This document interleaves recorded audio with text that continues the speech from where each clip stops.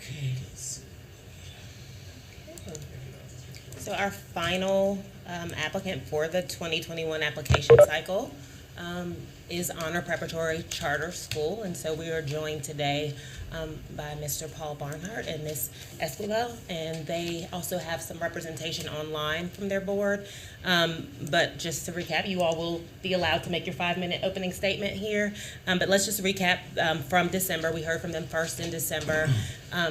Honor Preparatory Charter School in year one would serve grades kindergarten and first grade with 132 students, expanding to grades K-5 in year 5 with 489 students at capacity.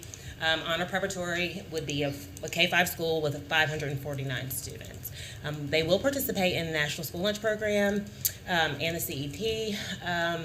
They will provide bus services to their students. They will use a weighted lottery. They do not currently have a facility, although Mr. Barnhart and the Honor Prep Board are prepared to talk about any facility updates. There was not an LEA impact statement. They are not repeat applicants. They will not use an EMO or CMO, although they did have some assistance provided by Build Excel Sustain Consultancy Group. Application was deemed complete by the Office of Charter Schools at submission. In terms of the saturation in the area, we have the zip code map here, schools within their proposed facility location. You'll see a number of charters within that Mecklenburg County, Charlotte area.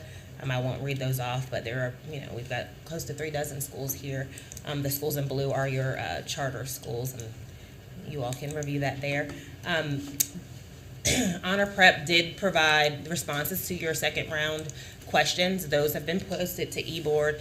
A lot of the questions centered around their provision of special service personnel, various budget line items, as well as some recruitment questions. And so Mr. Barnhart and his board, they are prepared to answer those questions. I will call you up now and allow you to make your 5-minute opening statement. Again, upon completion of today's interview, your recommendation would be to either recommend to SBE for approval or denial. But let's turn the floor over to Mr. Barnhart.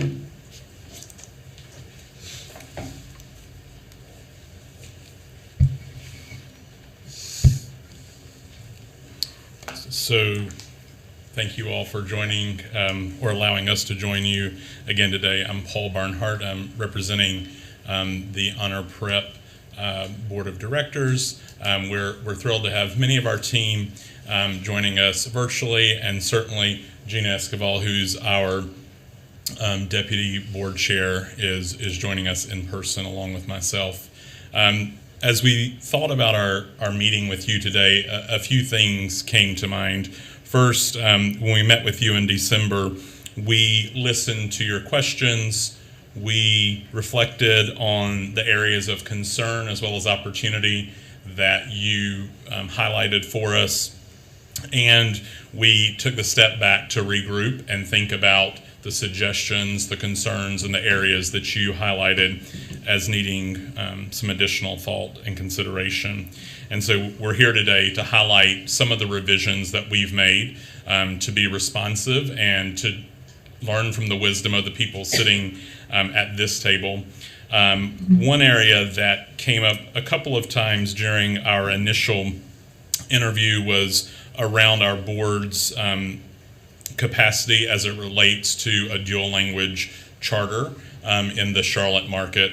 And specifically wanted to highlight that, again, 2 of our board members have extensive experience in working to bring schools and education opportunities with a dual language focus, both to children in traditional school settings as well as to the larger community.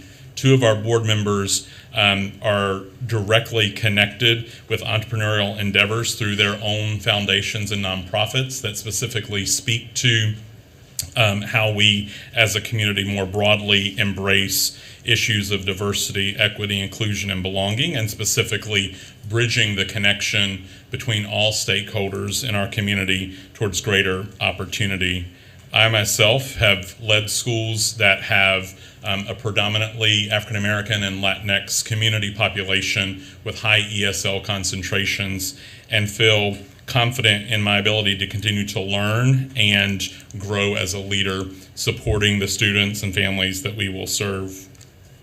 Thinking about some of the specific changes and thoughts that we reflected on based on your questions and the second round interview questions that I'd like to highlight. One was front office support was mentioned by a couple of board members. We did go back to our budget and we looked at taking one role and converting it to a full-time bilingual office coordinator that would support our students, our families, and staff in ensuring we're meeting the needs of our larger community. As you all highlighted, several of you at least highlighted, the need for more social emotional supports by way of a counselor or social worker. And indeed, we added a half-time counselor in year 1 and a full-time counselor in years 2 through 5. As the current school leader, I concur with you that the social emotional needs of our students coming out, and I continue to say coming out of the pandemic because I hope we're coming out of it, continue to be highlighted. And so we are pleased to add that to our plan. One thing that in particular Mr. Friend highlighted during our last meeting was the need for additional community support and highlighting that. So we spent time in particular over the winter break doing tabling in the community, and we were able to secure 107 signatures of scholars who would be interested in considering Honor Preparatory as a school of choice for them once we're approved by you and the State Board of Education.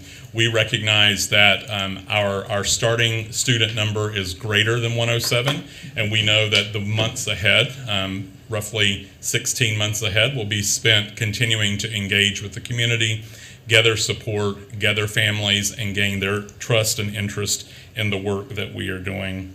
We did streamline our website by changing some of our language and wording to better be prepared to translate fully into a Spanish website, as well as an English website to meet the needs of our entire community.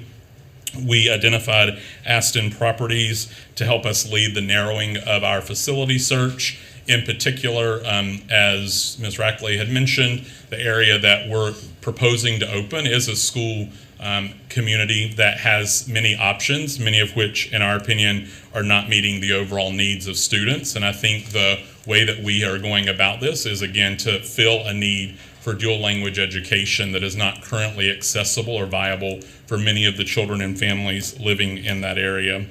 In terms of staff compensation, that came up a few times as well. We did increase our average teacher pay by $2,500 to make sure that we continue to be competitive. As we committed last time and will commit again today, we will continue to seek dollars and opportunities to support our teachers in particular with the greatest level of compensation we can, and that will be an ongoing focus of ours as we continue to build our school community.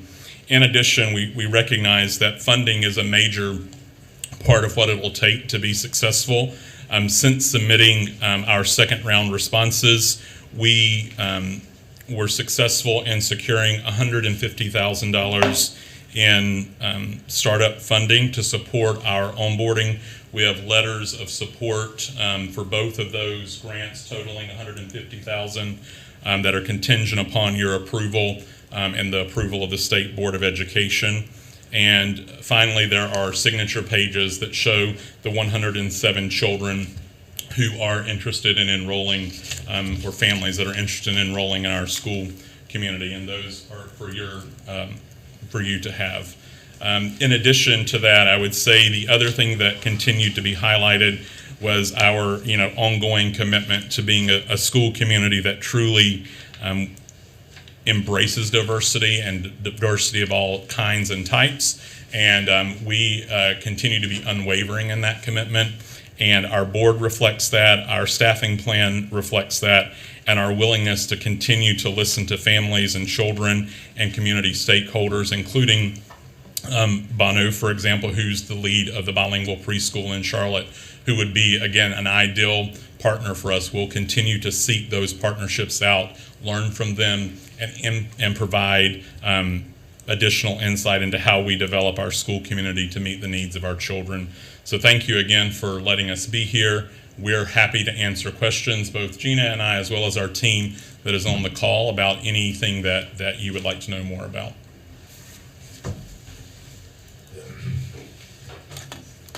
Thank you for your opening statements and addressing those questions. Now I'd like to take some time to deliberate and see if there's any additional questions that we might have, or comments that anybody has. Yes, Madam Chair, I would like to confirm whether they will be leasing or purchasing the facility on Perry Street.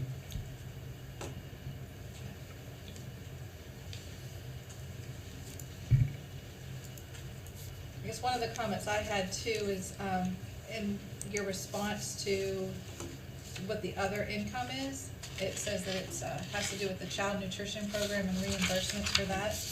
Typically, we don't see that in a budget because it's not always best practices to count on something like that.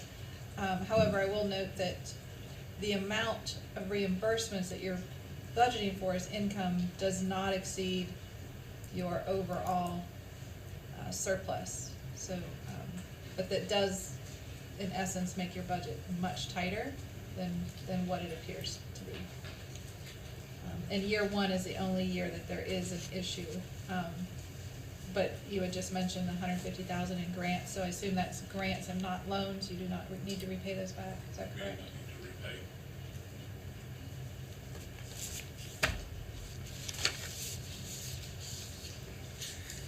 I appreciate them taking the time to listen to the questions and concerns that we raised in December and taking some of those to heart and adjusting your plan accordingly. Just to clarify, so your plan for a counselor it went from no plans for one in year one to now a part-time, is that correct? Is there a thought about making that full-time? Given. Just remember everyone to speak directly to the mics because we're getting some remote people that say they can't hear. Okay. So my question is, you've went from having no counselor in the budget when we were together in December, now to a part-time. I just was curious, why not go ahead and make that a full-time position? Yeah, thank you for that question. Now that we have the additional $150,000 and we're continuing to solicit funds and supports, I think that is a distinct possibility that we'll look to make that a full-time year-round position. Certainly this money came in after we submitted responses to number 2, so the halftime simply reflected where we were able to benchmark that in the budget for salary purposes. Okay, thank you. And also, how would the home visits look? Describe that process, please. Yes, ma'am.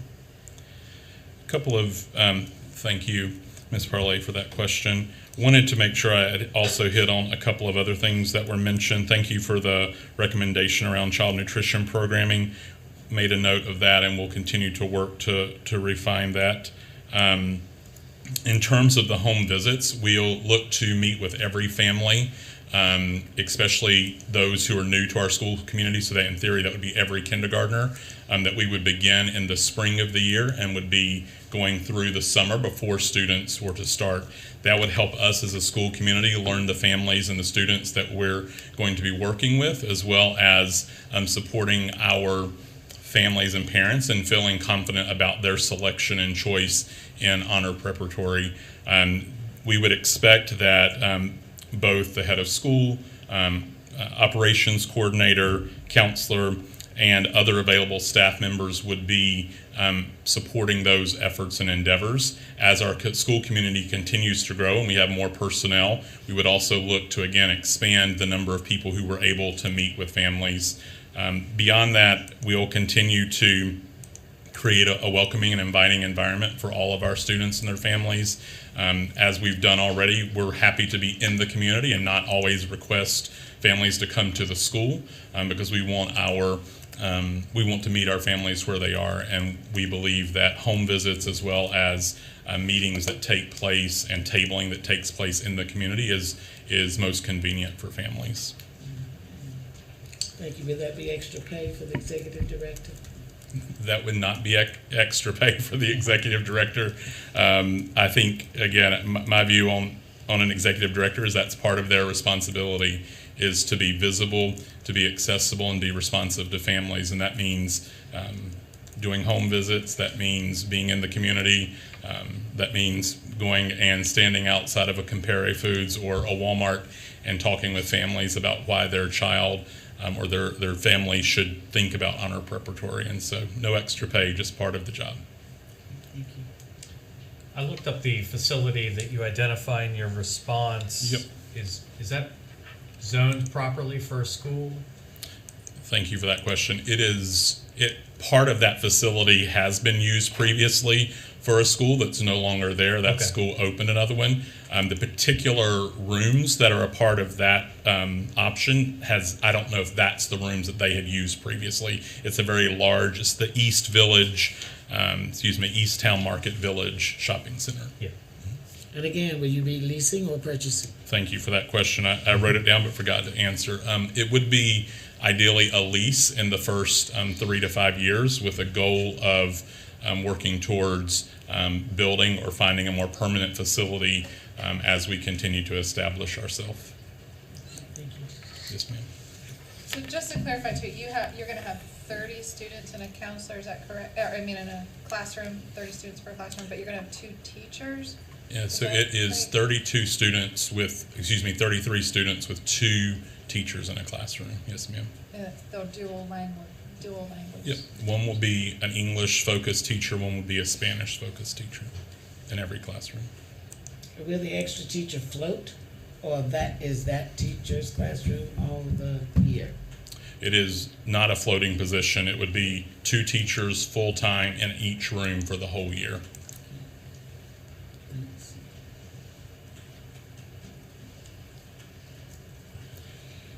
Board members, you're welcome to jump in if there are specific things that I'm not highlighting as effectively as I need to.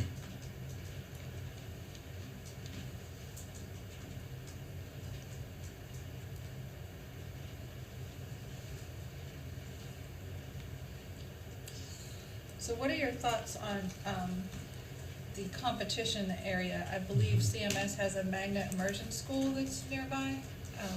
What are your thoughts on how you're gonna market this school in order to attract students when there's already an immersion school close by? Thank you for that question.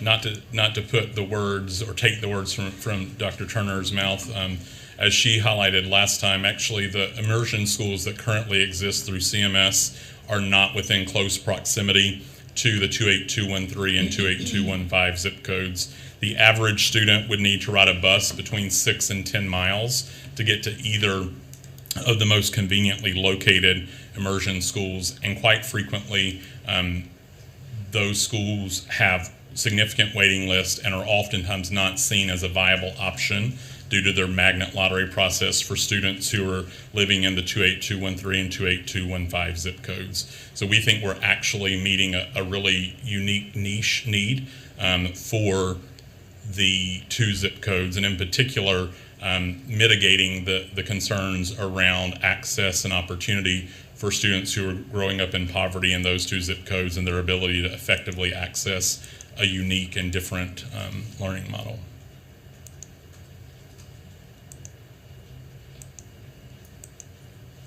Are you expecting it to be a Title I school? Based on the way that we are trying to pull directly from those 2 zip codes, we would anticipate being a Title I school. Because I was just wondering if any of that's been calculated into supporting the programs, like some of the things we're questioning you on, that you might be able to redirect funds to get a full-time counselor, things like that, and utilize those Title I funds or Title II funds to support other things in your budget. Just to keep that in mind as you're looking at things. There's also Department of Education grants. Like I get close to $65,000 a year for that, and and I saw your EC funding, how did you calculate the EC, the federal funding for EC? Yeah, so the budget chart calculated that for us. You That just put in a number? we put in the 9% that we anticipate being EC based on looking at the EC trends of the local schools in the 28213 and 28215. Certainly, we anticipate starting out at roughly 9% since we're a K-1 school at opening, but that will likely grow as we move, to being a full K-5 school. Thank you for the recommendation around Title I and Title II dollars. We certainly will try to access those if possible.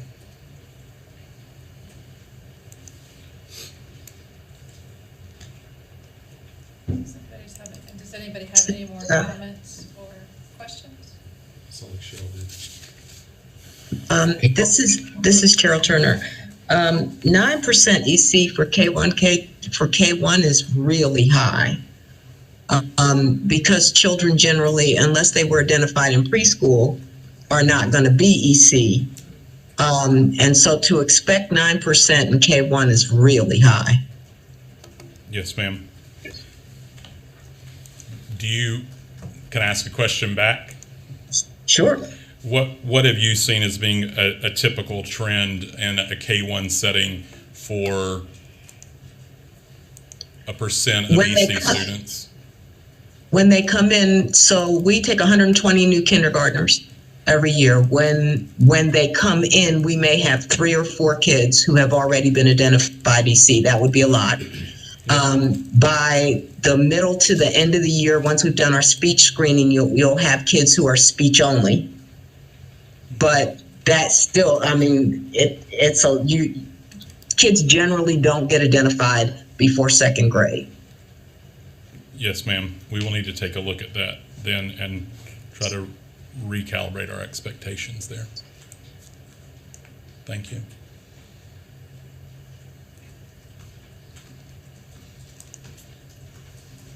Hi, Paul. This is Steven. I don't believe we addressed the budget questions yet on child nutrition.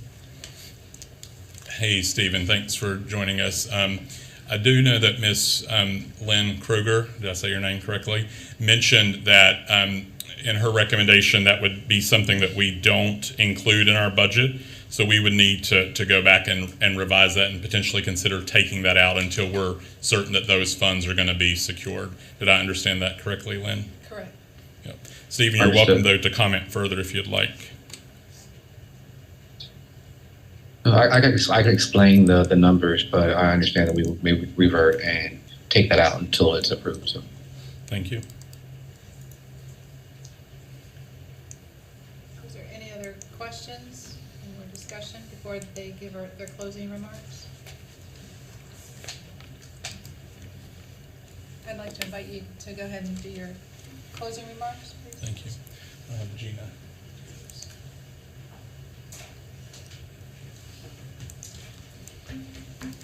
Good afternoon, and thank you for giving us the audience today to express our commitment to provide an opportunity for our community that has been missing for a long time.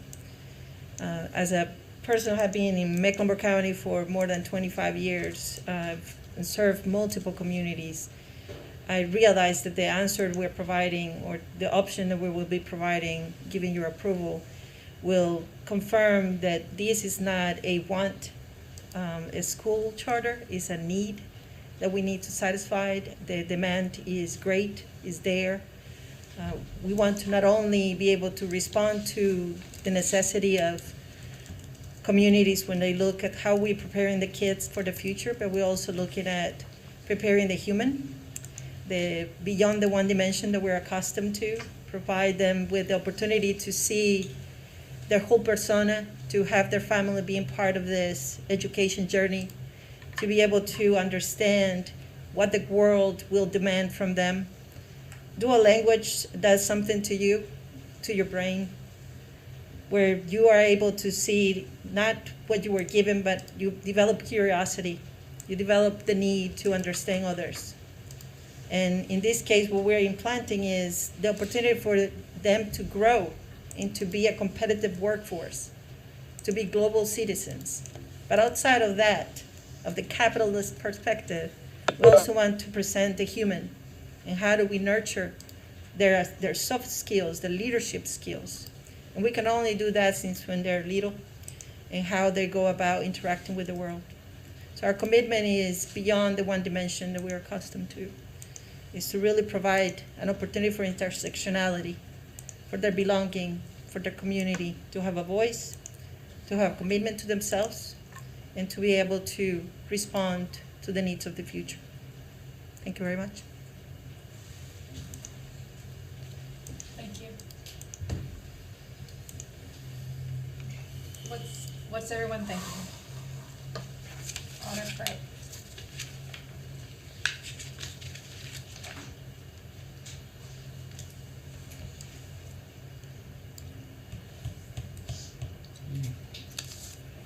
I thought their responses to their questions were very thorough and well thought out. Yeah, they were. I think even answering our questions today during the meeting, I think shows that you've given a lot of thought, and are able to address things as they arise.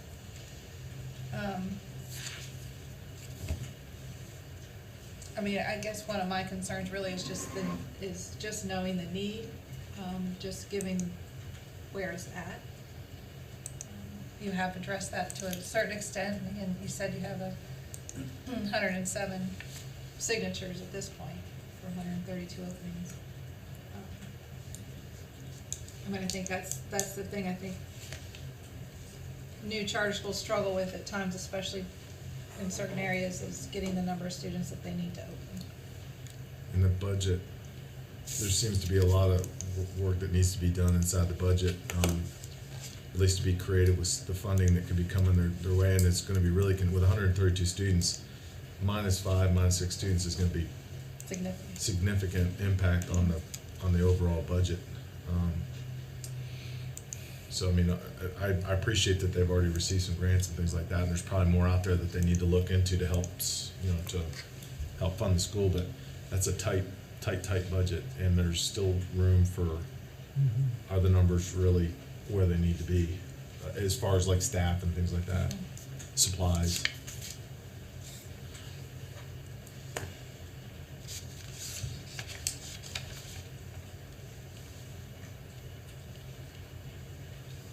I don't want to sound negative now.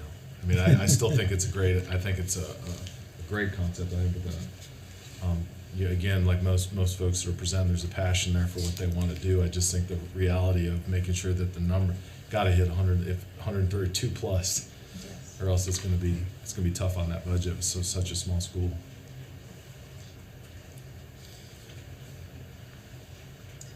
Yes, and I would agree with that too, as far as being a dual language school. I mean, again, this is bringing innovation to charter schools and to students.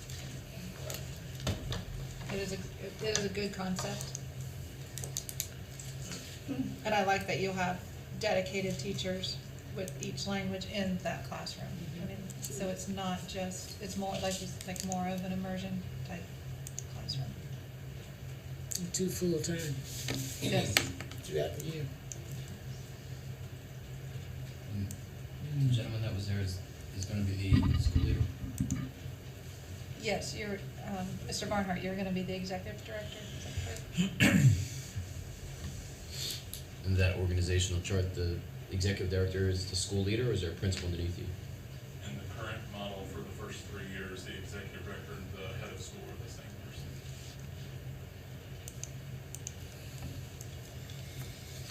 That makes me appreciate the comment about being outside of Walmart even more impressive now, knowing that he's actually that guy. There's a picture on our website, our Facebook page, of me standing with a little Santa hat. They won't ask for extra pay for home visits. And you received the BES. Yes, I participated in the fellowship this past year, and will continue to work with them. Can you say that in the mic, please? Sorry, I'm throwing in questions. Yes, I participated as a BES fellow this past year, and will continue to work with them through year 2 of our launch. And part of the funding is actually being invested on behalf of BES to ensure that we are successful. So one of these is a $75,000 investment on the part of BES to ensure that comes to fruition. And that one is not accounted in the budget right now, right? No, both of these, the Skibo Foundation for $75,000 and BES for $75,000, both came through after we submitted our second interview responses. The dates are February 2nd on one and January 7th on the other. Are those funds open to your discretion, or is it meant to go towards the building, or? It is, let's see, this one is support the planning and operation of Honor Prep, and this one is, again, planning and operations, so it's to your fairly, discretion. fairly wide discretion. Or the board's discretion?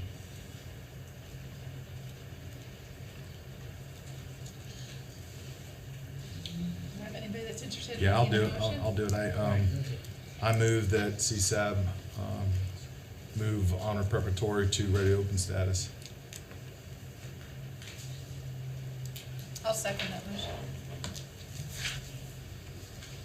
Okay, any further discussion? I like the BES support in Paul's, and his background in educational equity. I like that they have a leader pointed out who's facilitating the charge. So the questions were there and they still are, but that would push me to support. You want to do a roll call vote? Ashley? All right, Terry Stoops, Aye. John Eldridge, Aye. Bruce Friend, Aye. Lynn Kroger, Aye. Hilda Parlay, Approves. Shelley Bowler, Aye. Cheryl Turner, Aye. Todd Godby, Eric Sanchez. Aye. Okay. It is approved, and our office will work with you on next steps. Thank you all so much. We look forward to making you proud in the near future. Congratulations. Congratulations. Congratulations.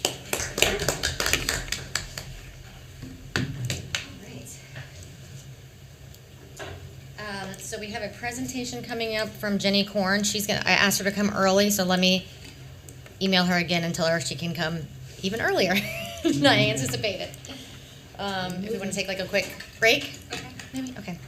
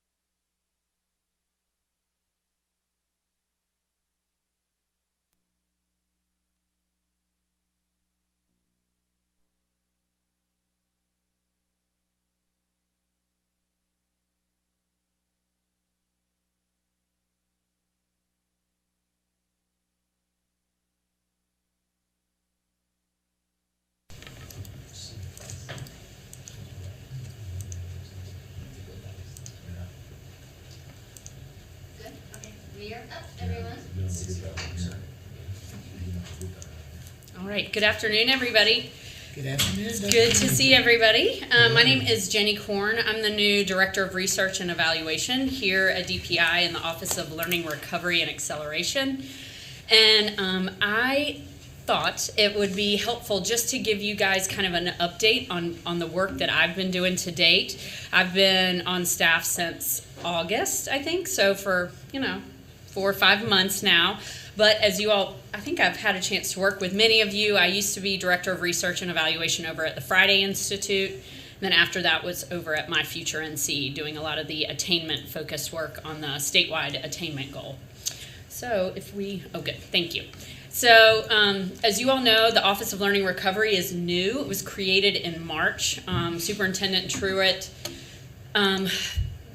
realizing the significance of the moment, decided that there had to be a single office inside DPI whose entire mission was focused on learning recovery and acceleration. It really serves as the central point of contact for the districts around interventions and programs responsible for addressing the impact of the pandemic. Michael Marr is our executive director, and not just over the next, it wasn't just for like a year long, but it's the center of the Operation Polaris, because everything that the department is doing right now is to support districts in addressing kind of the impact of the pandemic. And so part of our mission is around serving public school units by providing access to data and access to supports needed to use that data in a kind of action-oriented way. And we can go to the next one, sorry. So with that, they decided to hire a Director of Research and Evaluation. My role is really the first one at DPI that has that kind of sole focus on research and evaluation. Historically, there was an evaluation group here about 20 years ago that was really kind of, it was like across accountability, part of federal programs, but this is the first time that we've been able to have a director level position as well as some analysts. So we've got a quantitative analyst, research analyst we've hired, and a qualitative research analyst starts on Monday. And one of the messages is that inside the agency, it brings new resources that could be utilized by the Office of Charter Schools, by any of the divisions within DPI. And so as questions come up, or as opportunities for research proposals, as we get requests for certain research proposals and to be partners, that our office can kind of serve as a resource to have some discussions about strategic thinking and partnerships and long-term planning with both data and research. But one of the very first things that I was asked to do is to develop a research and evaluation, to identify research and evaluation priorities for learning recovery. So I spent some time meeting with leadership inside DPI, from like the very top executive leadership all the way, into each of the divisions, and then have presented that to the state board, presenting that to the Charter School Advisory Board, and have just begun to take those conversations externally, to have conversations with superintendents around the state, would really be open to presenting to charter school leaders when folks are convened to talk about what these priorities are going to be. Also looking to serve as our office to coordinate kind of state level research and evaluation studies and supporting local research and evaluation studies. So what we mean by that is there are a lot of researchers in the state that are very interested in conducting research on North Carolina schools and school systems. And a lot of times those can be of great benefit when there's when the practitioners and the policymakers are at the table. So we're kind of inserting ourselves into some of those conversations to make sure that the research that they're conducting in our schools feeds back to policymakers, so that those findings, it can be data driven. The policy decisions that we're making can be data driven, or fed back to practitioners, school level leaders, so that their local interventions can be data driven. And so serving in that role also as like a matchmaker. So, for example, I know, and I'll just use this as an example, like Surrey County, they have for many years have been doing a lot of work around apprenticeships. It's like one of the things they've dug into for many, many years. So if a researcher were to come to me and ask me is there a public school unit in the state that would be interested in partnering on work-based learning experiences? Well, the answer is yes, because it's of value and important to that district or that school. And so similarly, I'm really open to serving in that role. I think our office is, and really making sure that the research and evaluation that's being conducted in our schools is valuable to the practitioners on the ground and to the policymakers at the local and the state level. I mentioned hiring some research analysts, and again, having those as resources inside the department for both state level kind of leaders, state level policy decisions, and then those at the local level. And then I've also been really working to think about how we might leverage some of the ESSER 3 funding to embed continuous improvement. So, for example, part of the ESSER 3 funds is going to the College Advising Corps. And so one of the questions I was having with the UNC System Office is how we could make sure that external evaluation requirements about how those college advisors were serving and helping students recover through the recovery and acceleration, being responsive to the pandemic, making sure that we're addressing some of those enrollment and attainment issues, some of the drops that we've seen. All right, next slide. Mm-hmm. And so the thing I just wanted so those are all the kind of big picture pieces, all the drivers of the work that we're doing for the Office of Learning Recovery, and then I'll just quickly go through kind of the plan that we've been building, the draft plan. So really we see there's kind of a dual purpose for the research and evaluation work for the Office of Learning Recovery.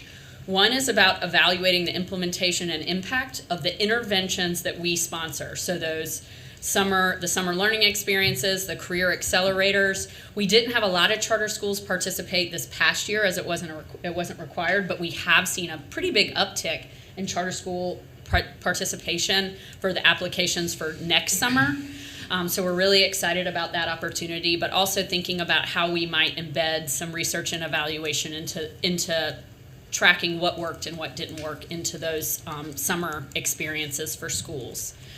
And then also using research to identify promising practices. We know that despite all the chaos of the last year, that a lot of really good learning and teaching happened in charter schools across the state last year. So how can we use research to identify those schools that were showing success for certain teachers, for certain students, and use data to kind of lift them up and tell that story? The department is working on building a clearinghouse of North Carolina promising practices. So this would be a way to share those promising practices around the state. You'd be able to look and see, for a charter school, a high school serving charter school in the western part of the state, see what worked really well with other high schools in math education or whatever that topic area is, but a way to share that publicly and make it searchable and usable. And so we had a couple of kind of big drivers we were working with as we were building out this plan. One is we have a U.S. Department of Education ARC plan. We also had some COVID-focused state statutes, House Bill 82, Senate Bill 654. A lot of these kind of put some guardrails around the expectations for the use of those funds. We also want to make sure that we're aligned with Operation Polaris and the State Board's strategic plan, the comprehensive remedial plan.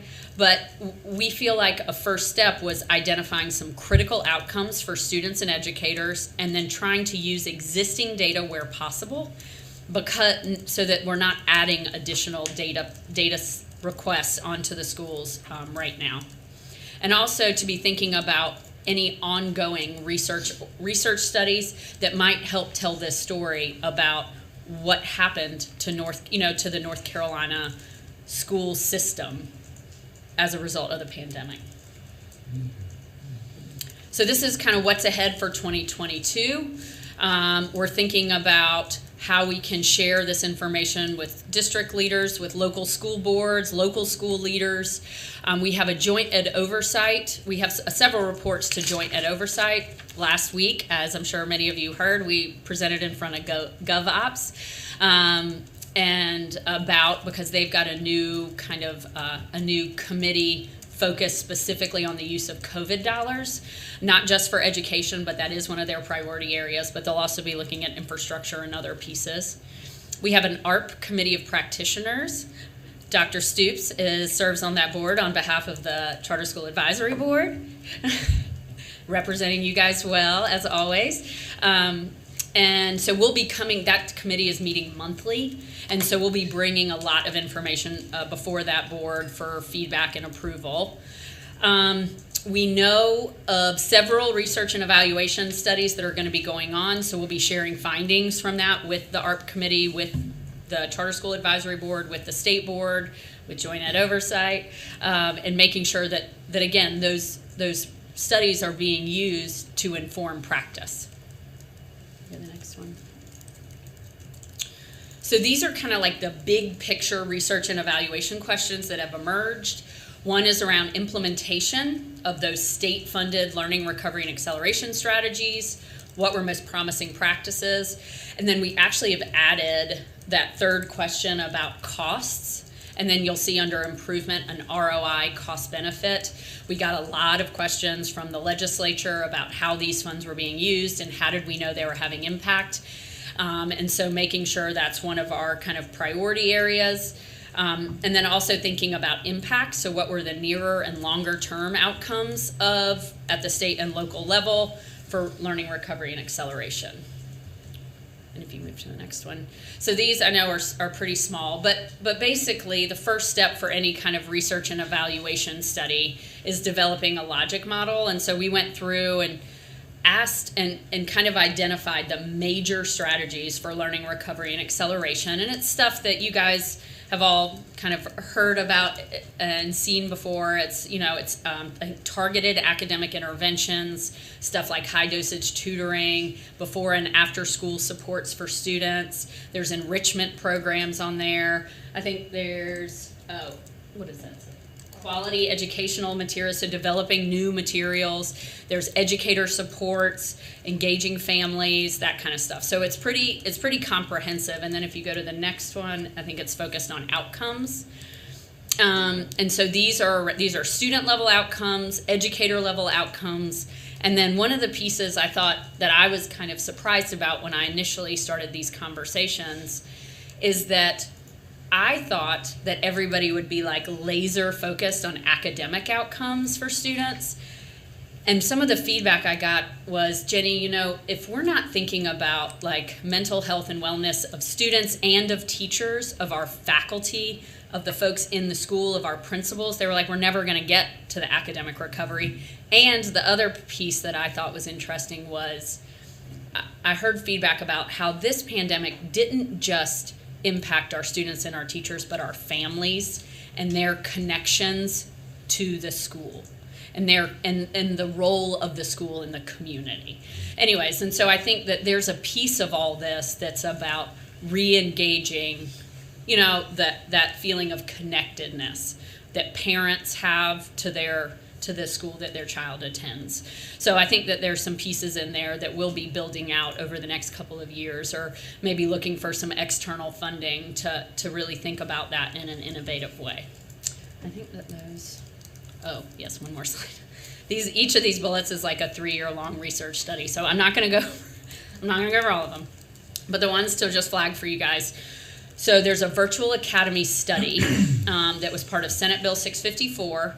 There's a report going to Joint Ed Oversight. I believe it's due March 15th. And this is about the schools that were kind of spun up during the pandemic. So school districts and charters created virtual schools that got school numbers and all that. And so these are, now that we're coming out of the pandemic, what do we do? What are the recommendations for virtual schools? As part of the kind of bit broader education ecosystem. Our office, because we got a lot of questions about a lot of the, there's a ton of quantitative data, but how are we going to be telling the story of the student and the educator during this pandemic? And so we had some remaining ESSER 2 funds that we used to do regional qualitative studies. And charters are a part of that, of that broader study. And so some schools will be invited to be participants in that if they want to, no requirement at all. We also are partners at EPIC, which are over at UNC Chapel Hill, the School of Public Policy, got a Spencer Foundation grant. So this is a 3-year-long quantitative study looking at the long-run effects of the COVID pandemic on student, educator, and school outcomes. And there's there's a funding component to that one, as well as some questions about, are there any school, student, or teacher characteristics that seem to be related to resilience, meaning that they seem to be bouncing back faster. And then there's an IES proposal that was just awarded actually to the department, focused specifically on those Office of Learning Recovery interventions, the summer bridge programs, and the Career Accelerator. And then next month, we will be releasing, it was a partnership set up long before I got here with the EVAS team at SAS about a lost instructional time analysis. So this is all public school students, charter and kind of traditional, a statewide snapshot of comparing students' predicted scores to the actual scores for 2020-2021. So this will be it's a state level analysis, but it'll be broken out by different student groups. Yes. It's gonna be a lot. And so we're presenting that to the state board in March, and that would be one in particular that this group might want to have Michael Marr come back and talk about what does that study say, what does it not say, and we're really trying to think about so what, so now what do we do? Really trying to make sure the conversation doesn't just stop at the findings, but so now what does the state do about it? I know, that's a big one. Yes, ma'am. I have been working like crazy on that one. Yeah. So, happy to answer any questions about any of those things. So, first of all, I'm glad to see you again. I'm so glad that you're doing this work. I've had the pleasure of working with her when I was in the virtual public school advisory board. Very detailed, so I'm glad that you're doing that. I want to circle back around to the question or the comment you made about the mental health. So, after this research is done, it goes back to the legislature. Do I understand that correct? Is it like you're making recommendations to policymakers and legislature? Is that? Yes. Short answer is yes. It's all intended to provide feedback at the state policymaker level. But we don't have a lot of research yet focused specifically on mental health of students and teachers. But it's part of the model. We're trying to figure out what's the best way to. The reason I haven't brought that up, it's kind of personal to me. I actually had to hospitalize my own child, in the middle of all this stuff, and in the course of doing so, she had to stay in a hospital bed in an emergency room for 4 days before they could find some place that she could even get help. Mm-hmm. I know in 2008 when everything kind of crashed and they gutted out the mental health system, it's never been replaced when the funds came back. In Chatham County, there used to be 7, 8 agencies you could work with kids, and now there's one, and it's shared between 3 counties. And so I would love for someone to wake the legislature back up to the need for so much more community support in the area of mental health, and hopefully something like this will cop that up, because I guarantee you speak to school personnel, they will tell you we can't get to the kid till we get to the things that are bothering them. Absolutely. No, thank you for those comments. As love before blooms. Mm-hmm.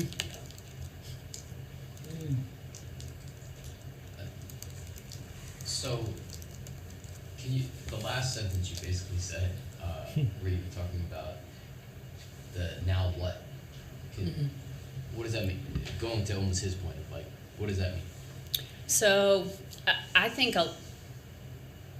for a while, what I've seen is research kind of stop at these are the results and then not have an opportunity to kind of take it to that next step, to work with policymakers, to work with local leaders, to say, okay, there is a real kind of lack of resources for mental health, for school age children. And what this data is showing us is the number of mental health issues has skyrocketed. People are feeling isolated, but so what? What do we do about it? And so I'd love to have an opportunity to work, Sorry, I would, when I was bouncing, I meant like, who were you making, when you say now what regarding EVAS data and learning loss? Yeah. Not necessarily mental health stuff.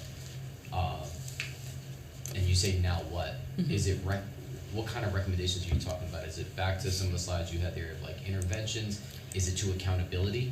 Is that your thing? I'm thinking more about the intervention side, but I do think that there's a ton of work, and we've gotten a ton of feedback of you can't just use the the EVAS data that's one measure.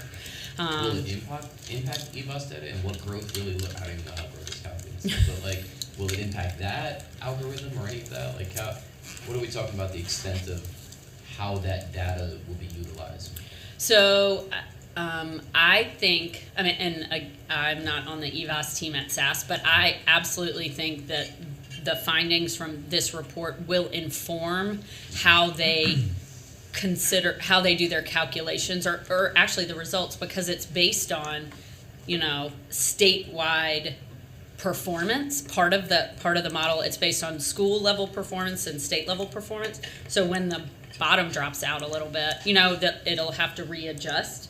So there will be some, and what I think has been great about working with the EVAS team is they've been very receptive and open to questions and things that we've been pushing them on. Oh, well, have we thought about it this way? Or maybe this is a reason we saw a big drop in X, Y, and Z. And so I do think it will impact how they, how they're thinking about the EVAS model going forward. They also are making sure that these data are included on the local EVAS web portals that everybody gets. So this data will be included on those local dashboards that schools and districts get. And what portion of your work is centered around kind of achievement gap type of understandings? So differences between how different groups are performing. I don't know if I could say what portion of it. I think is it a focus, or is it? Yes, I would say as it pertains to what the data is showing for different subgroups of interest. Like the federal government has identified a whole list that are disproportionately impacted by the pandemic. So all of those student population groups are going to be included in the analysis that we do out of our office. And this is in the May or March? It's March. And then for the next 3 or 4 years. And you've done a lot of this work, right? That's going to be released in March? There'll be a report released in March that shows kind of student performance by different groups. But that's been done by, that was done by SAS. That analysis is being done by SAS, but because what we kind of included in our ARP, it has all the breakdowns, the federally required breakdowns for students and student groups. Yeah, I gotta say, I think this has a lot of impact on the work we do, the evaluations we're going to do with renewals, with different things. I think there's a lot of discussion to have, and certainly this data will be very valuable. And the other part of it to me is I really hope that there's an advocacy of what you find with the people that are making policy, with like how we use ESSER 3 money or ESSER 2 money. It'd be interesting to see schools that use that to get support personnel like counselors or whatever versus things that they bought to support the kids. And that's the kind of work I hope that comes out of this, and I hope there's an advocacy or a platform for you to be able to get to those people that are making decisions that impact us they're impacting us.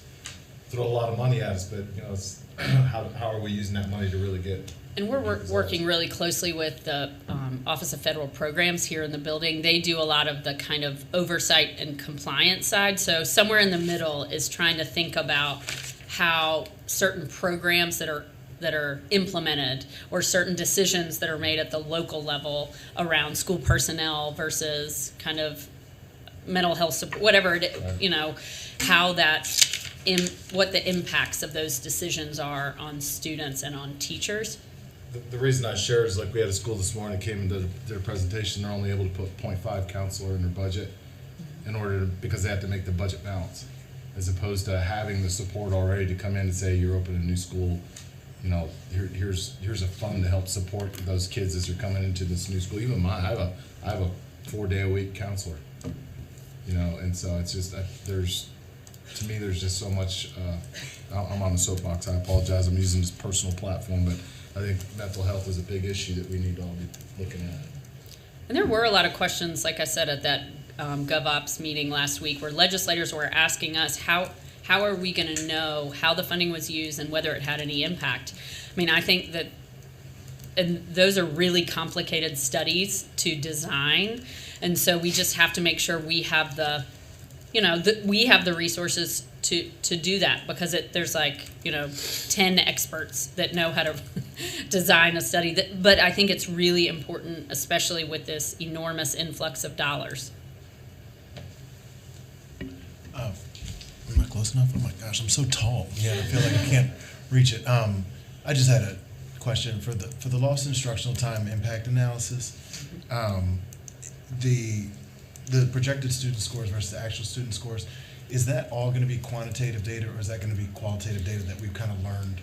That is all quantitative. It's all quantitative. Yes, and Okay. so, and I think a good note, the way that this partnership was built is we have a March 15th preliminary report, and the way that I've been talking about that is it'll be about main effects. So what were the main differences for students by grade level, by race, by all the things, how rural their school or district was. But then it gives us an opportunity to have some conversations with folks on this board, with to say what is the next level of analysis, and help us a little bit with the interpretation, because we have the full technical report is due December 15th. So the idea was that we would do this kind of main effect study to start, and then have some conversations with leaders to say, well, what are you seeing in this data? Like, what are your hypotheses around why this one group maybe surprisingly did better than another, or whatever? And then we can use the data to do that next level of analysis. So I think that's good. It will make for an extended conversation, which some people are not so excited to be that in the weeds on stuff like that. But I think in the end we'll have a much better understanding of what students were most impacted, and what the so what. Now what do we do to address the most severe learning losses?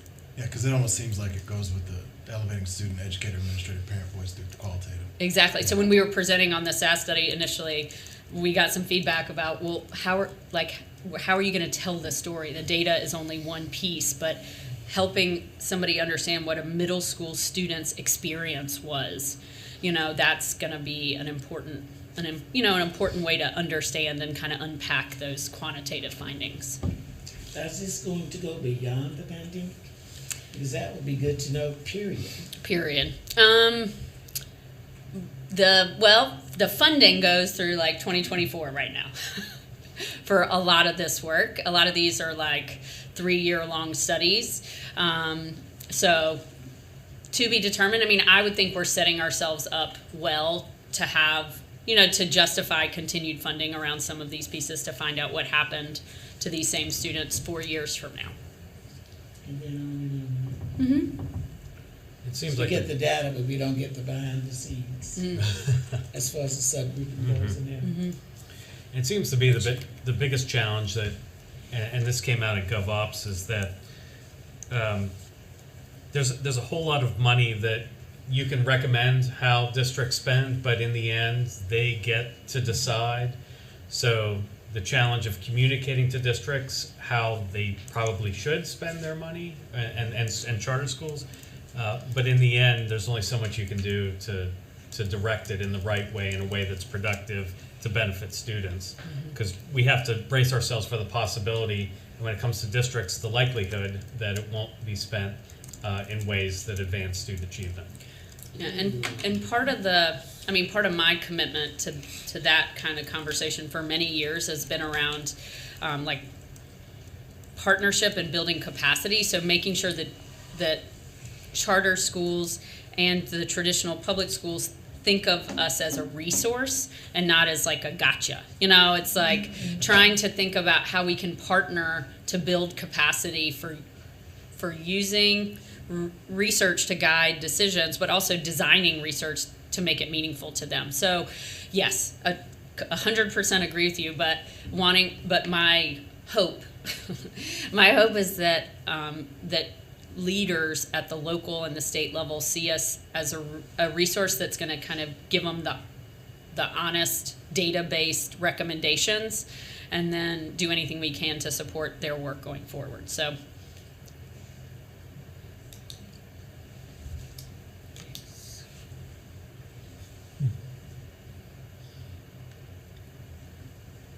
I have nothing to add. Great job. I mean, you guys answered asked all the good all right, well, questions. thank you guys, and like I said, I'm happy to come back anytime or whenever makes sense on the agenda to give more additional updates. So thank you all for your time. Thank you. Thank you. Thank you. Appreciate that. Thanks, Jenny. All right, so we have a closed session on the agenda once we get the appropriate motion. If you are listening on live stream for our board members, I have emailed out the information to access the closed session. Anybody have questions about that? All right. Lynn usually does our motion. Okay, great. Ashley, when did you send that email? I can do that motion. A couple minutes ago, I probably sent it to your DPI email address. Okay, I'll go check that. Okay. All right, I move that we go into closed session pursuant to North Carolina General Statute, Section 143-318.11A3, to consult with our attorney in order to preserve the attorney-client privilege between the attorneys and the public body. Hilda Perley seconds. Properly moved and seconded. All in favor? Aye. Aye. Any opposed? Done. All right, and we have no further business, so after we adjourn from closed session, we will adjourn this meeting. Okay. Motion. Can we run to the restroom real quick? So do we disconnect now from this board? Yes, yep, you can disconnect from Webex. Okay. I'm gonna close it down in just a second. Thank you. Just let your go back.